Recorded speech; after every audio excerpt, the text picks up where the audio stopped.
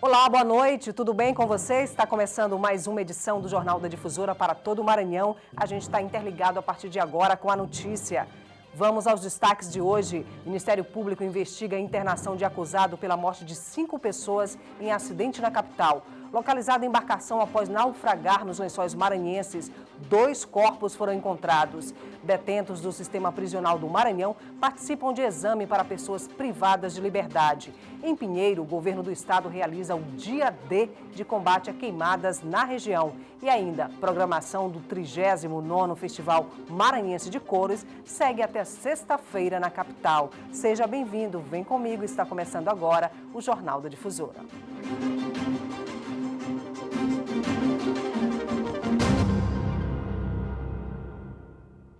O Ministério Público do Maranhão segue investigando sobre o estado de saúde de Victor Ian. Ele está internado há mais de um mês em um hospital particular aqui na capital, após ter provocado a morte de 5 pessoas em um acidente no bairro Jaracati. Este é Victor Ian, algumas horas depois do acidente que vitimou 5 pessoas fatalmente e deixou outras 9 feridas. Ele dirigia o veículo. De acordo com um laudo do INCRIM encaminhado ao Ministério Público, o veículo estava transitando entre 92 e 107 km por hora, numa via que é permitido apenas 60 km. Victor Ian está internado neste hospital particular desde o acidente que essa semana completou um mês. O advogado de defesa por telefone, que já teve 2 pedidos de revogação da prisão negados, disse que transferi-lo daqui para uma penitenciária oferece riscos à integridade física dele. No pedido de soltura, que foi negado tanto pelo Tribunal de Justiça quanto pelo Superior Tribunal de Justiça, a defesa também alega que Victor não oferece riscos à investigação. Nós requisitamos do hospital informações e cópia do prontuário. Foi respondido pelo hospital que seria inadequado a transferência dele em razão de uma cirurgia que ele está aguardando. Mas o que nós queremos, o que eu vou fazer? Eu vou encaminhar esse prontuário para o Instituto Médico Legal para que seja feito um laudo indireto me dizendo se há ou não essa necessidade. Se não houver, eu vou me manifestar para que ele seja encaminhado para o sistema prisional do Estado. Até a próxima sexta-feira, o Ministério Público deve solicitar novas informações sobre o estado de saúde do acusado e, se necessário, pedir a transferência dele para o complexo penitenciário, já que a prisão preventiva foi pedida 2 dias após o acidente. Victor foi denunciado pelo Ministério Público desde o último dia 23 e deve responder por homicídio doloso. Ele pode pegar, se condenado, até 12 anos de prisão. Na medida em que ele ingeriu bebida alcoólica e conscientemente pegou um carro que é uma arma e atropelou e matou 5 pessoas e feriu outras 9. O crime dele não é culposo. O crime dele é doloso e ele tem que ser julgado e processado pelo plenário do Tribunal do Júri daqui da comarca de São Luís. Sobre o estado de saúde do Victor, o hospital respondeu à nossa equipe que faz parte da política de comunicação da instituição o sigilo das informações sobre pacientes sem autorização dos familiares. E após o acidente do último domingo na entrada de São Luís, a cabeceira da ponte Marcelino Machado ficou bastante comprometida. Sem reparos, a estrutura apresenta perigo aos motoristas que trafegam na área.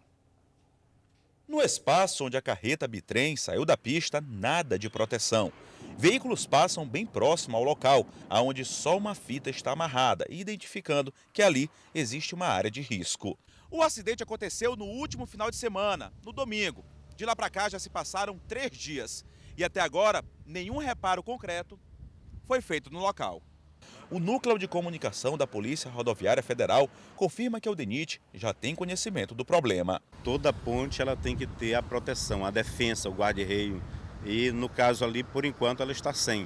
O DENIT deve providenciar e a pessoa que fez o dano deve pagar pelo dano à propriedade da União. No último domingo, o motorista de uma carreta bitrem perdeu o controle da direção na ponte Marcelino Machado, que atravessa o Estreito dos Mosquitos. Pelo trecho, o tráfego de veículos é intenso a qualquer hora do dia, já que a BR-135 é o único acesso à ilha de São Luís por terra. Veículos transitam bem próximo às proteções laterais, sobre as pontes, a uma altura de aproximadamente 30 metros. O problema não se resume só ao trecho em que o caminhão despencou. Flagramos outros pontos na ponte Marcelino Machado que estão prestes a ceder, que a proteção lateral resiste à base do improviso. O guarda-reio ele protege muito a vida das pessoas, né? Situações aí em que está no meio do nada, acontece um acidente, às vezes numa curva, e ele segura o veículo para evitar a capotagem e evitar sair de pista e até bater em outro veículo que vem no sentido contrário. O Campo de Peraí, a gente atendeu vários acidentes saindo para a direita e para a esquerda. A pessoa que está no sentido crescente, por exemplo, onde a pista é mais alta, se ela sair para a esquerda, ela não vai ter o guarda-reio. Então pode, como já aconteceu, do veículo descer o barranco, às vezes tombar e até haver uma colisão com o veículo que vem no sentido contrário. Então o guarda-reio tem essa importância. Vamos agora com outras notícias pelo Maranhão. Uma idosa identificada como Ucelina Batista, de 79 anos, morreu após ser atropelada por uma moto no município de Bacabal. Segundo a polícia militar, a vítima estava atravessando a rua quando foi surpreendida pelo veículo. A moto estava sendo pilotada por um adolescente que fugiu do local sem prestar socorro. 864 presos do regime semiaberto do sistema prisional do Maranhão receberam da Justiça o benefício da saída temporária para o Dia das Crianças. Do total de detentos, 112 estão recebendo o benefício pela primeira vez e passarão um período utilizando tornozeleiras eletrônicas. Os internos foram liberados hoje e devem retornar ao complexo penitenciário até às 6 da tarde da próxima terça-feira, dia 15. Na capital, a terça-feira começou com um grande incêndio que tomou conta de uma fábrica de reciclagem na comunidade Tibiri, próxima ao aeroporto. Rapidamente, as chamas se espalharam para o entorno da região. Segundo os trabalhadores, 20% do material da cooperativa foram queimados. O fogo começou onde funciona um segundo galpão de reciclagem. O prejuízo ainda não foi calculado. E daqui a pouco você vai ver a Capitania dos Portos localiza embarcação após naufragar nos Lençóis Maranhenses. E ainda o governo do estado realiza o dia D de combate a queimadas na cidade de Pinheiro. É já já.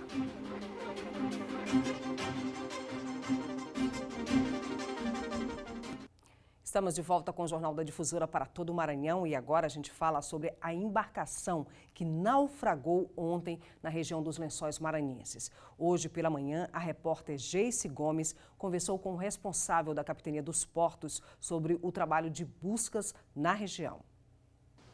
5 pessoas estavam na embarcação de acordo com as primeiras informações apuradas pela Capitania dos Portos do Maranhão.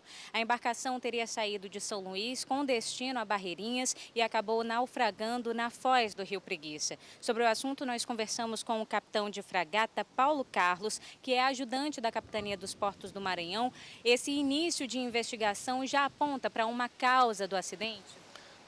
É muito difícil nesse momento inicial a gente determinar uma causa, tá? Serão ouvidos as testemunhas, pessoas envolvidas no acidente ali, assim como o proprietário da embarcação, e serão realizadas as perícias necessárias para a gente verificar a situação de navegabilidade daquela embarcação e demais equipamentos necessários para ela. Dessas 5 pessoas, 2 foram encontradas mortas nesta manhã, outras 2, felizmente, foram resgatadas com vida e a 5ª pessoa permanece desaparecida. Como é que estão as buscas nesse momento? As buscas estão sendo realizadas por equipe de salvamento e resgate da Marinha, onde a gente tem o auxílio de um helicóptero que veio de Belém, um helicóptero da Marinha que veio de Belém para contribuir com essas buscas, assim como a gente está recebendo também uma ajuda do CTA e do Corpo de Bombeiros e da comunidade local também que está ajudando também nessa procura. Obrigada pela entrevista. Geice Gomes para o Jornal da Difusora. E na Baixada Maranhense, o governo do estado realizou um momento de reflexão para despertar para a prática do uso consciente e racional do fogo, principalmente na agricultura familiar. Pinheiro sediou no prédio do IFMA Campus Pinheiro o Dia D. Informações, palestras e ações de sensibilização para conscientizar no combate às queimadas. A queimada ela pode ser extinta de forma correta, de forma ordenada e é através do conhecimento. Então a GERP como órgão extensor, essa importância na vida do agricultor, levar a tecnologia junto com a informação. A iniciativa, promovida pelo governo do estado, reuniu gestores do estado e do município. Temos a responsabilidade de fazer com que a gente possa agir localmente, pensando agora, mas com olhar para o futuro. Justamente esse é o nosso papel aqui nesse momento. O evento contou com debates, ações práticas e informações específicas sobre o tema O Dia D. Integra as atividades da campanha estadual Maranhão Sem Queimadas, que percorrerá por todos os municípios maranhenses onde há maior incidência de focos de calor. As orientações são direcionadas principalmente aos produtores e trabalhadores rurais, como forma de difundir tecnologias alternativas ao uso do fogo na agricultura, além de apresentar a legislação vigente para essa prática. Nós estamos com o programa Agricultura Familiar Sem Queimadas, é um programa que visa diminuir a questão das queimadas em todo o estado. Nesse sentido, nós estamos levando informações para os agricultores sobre práticas sustentáveis, ou seja, roça agroecológica, sistemas agroflorestais, plantio direto. A gente disseminar nos interiores de maior concentração de focos de calor a ideia da prevenção, multiplicando os conhecimentos, fazendo com que o agricultor familiar faça as queimadas de forma organizada, de forma segura, para fazer com que não venha prejudicar nem ele nem a vizinhança. O número de pessoas em situação economicamente ativa superior aos 60 anos vem aumentando no país. Além do envelhecimento da população, os idosos estão adiando a saída do mercado de trabalho. Em Caxias, a realidade não é diferente. A aposentada Raimunda Maria vende café no centro há 20 anos. Alega não querer saber de descanso, prefere ficar na ativa. Porque se a gente ficar dentro de casa, a gente adoece, como eu estou falando. Aí o dinheirinho serve para comprar merendinha por neném, para meus netos. Para uns, trabalhar significa se manter produtivo nesta etapa da vida. Mas para quem trabalha no comércio informal, a justificativa é que a aposentadoria não dá para pagar as contas. E o único meio é buscar uma renda extra para ajudar no final do mês.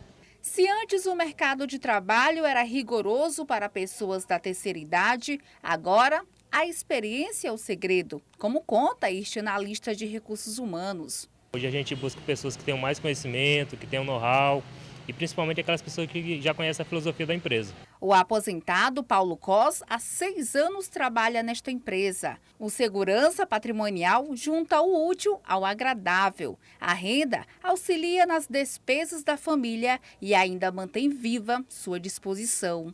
Existem 2 fatores essenciais. A princípio é o rendimento para a melhoria da família, para o status, e o outro através da saúde, da força física que Deus me dá para me trazer para esse trabalho até os dias atuais.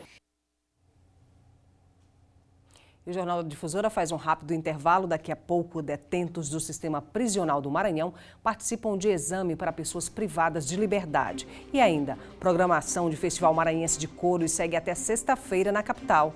A gente volta já.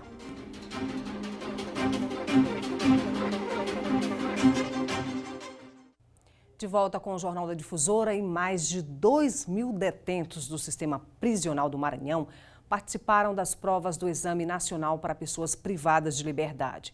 E olha só, o participante que for aprovado tem direito ao certificado de conclusão do ensino fundamental ou do ensino médio. Um dia inteiro fazendo prova, uma oportunidade para conquistar os certificados do ensino fundamental ou médio. O Marcos participou pela primeira vez do Exame Nacional para Certificação de Competências de Jovens e Adultos para Pessoas Privadas de Liberdade. Mesmo com dificuldade na prova de matemática, ele, que chegou a cursar o 3º ano do ensino médio, espera finalmente conseguir um diploma. Espero que eu passe, né? Porque fiz para passar, até mesmo porque já, como eu posso dizer, já tenho conhecimento do assunto, só faltou mesmo eu concluir. Em todo o país, 98.000 pessoas privadas de liberdade ou em cumprimento de medidas socioeducativas estão participando do Enseja 2019. Desses, 2.150 são detentos de presídios maranhenses. A direção aqui nos deu a oportunidade de estudar, veio professores para cá para dar um aulão para nós e nós se preparamos, né, para esse momento que é de suma importância para nós, todos aqui detentos. Essa preparação deles tem tido resultado. Ano passado, 51,43% dos internos que fizeram a prova conseguiram a aprovação e o diploma.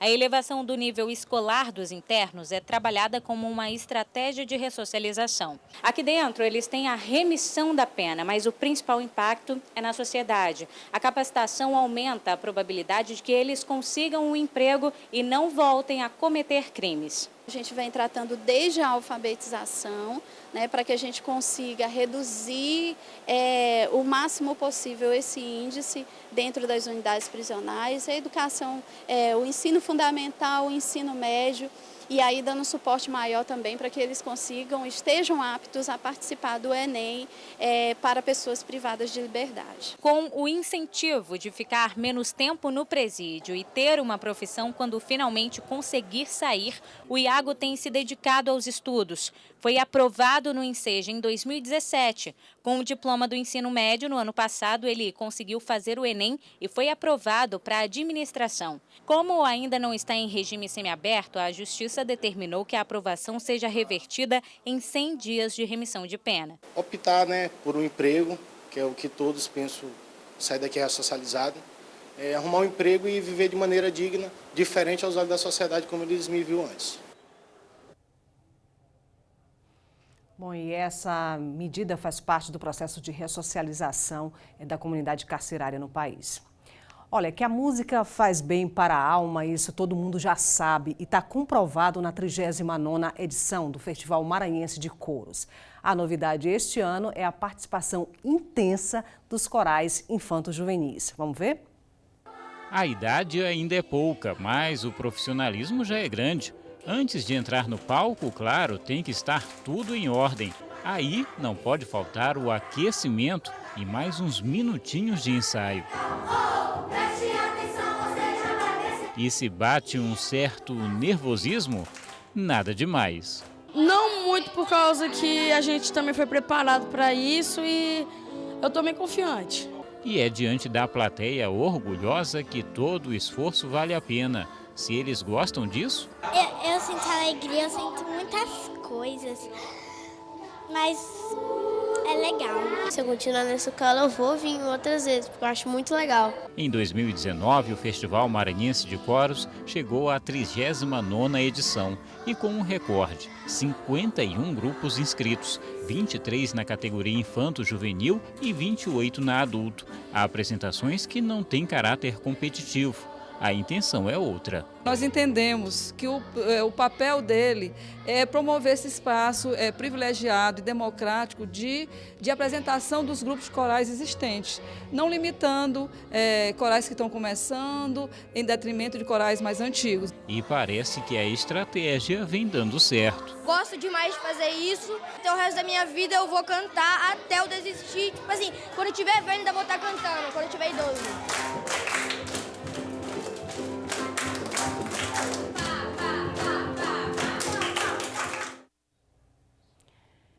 E os benefícios da música são comprovados pela ciência. Diminui o estresse, traz serenidade, acalma, reduz a ansiedade, alivia dores e desconfortos, já que age como estímulo em competição com a dor, além de auxiliar na diminuição da pressão arterial e até na coordenação motora e memória. Então, vamos cantar, né?